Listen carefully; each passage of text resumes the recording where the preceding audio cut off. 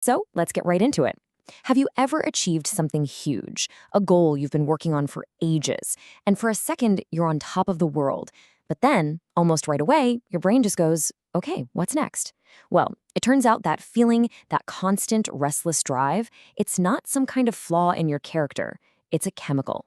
And in this explainer, we're going to break down the single molecule that fuels our desires, our ambitions, and our deep-seated dissatisfaction.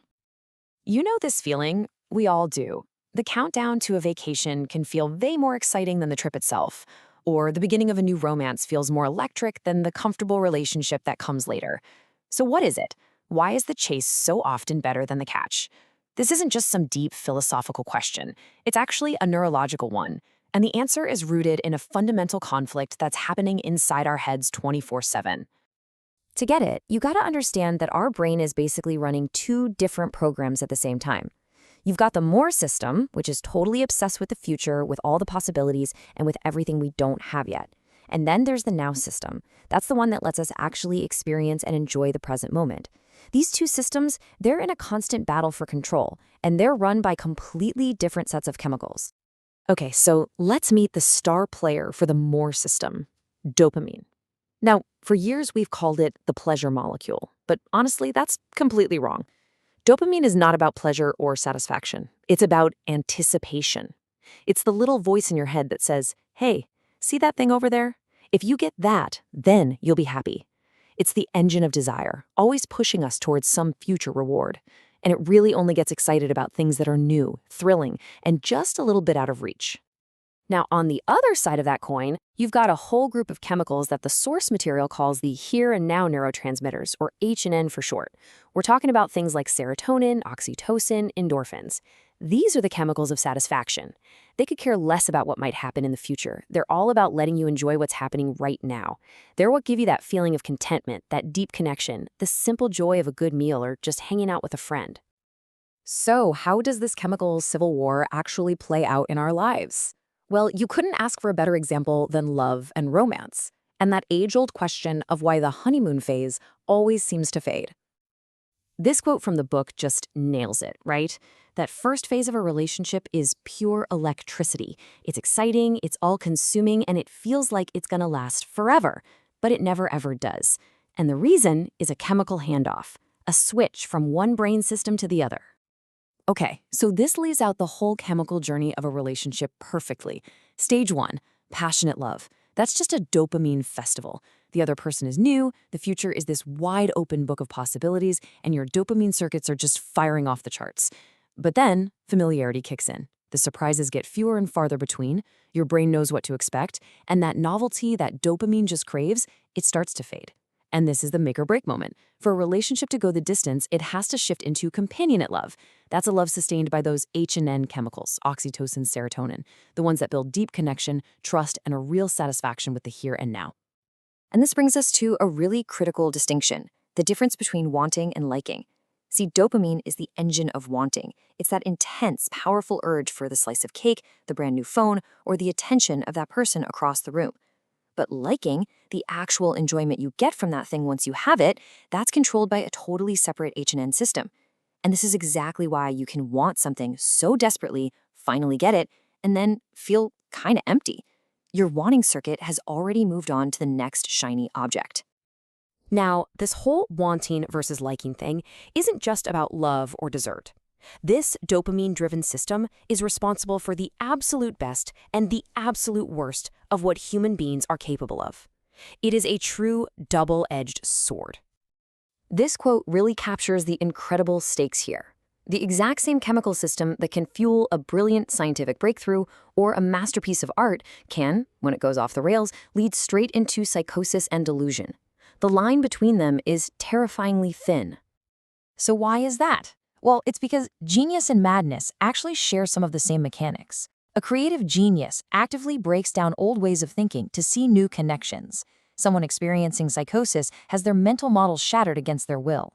Both can experience something called salience, where a totally random object or idea suddenly feels overwhelmingly important.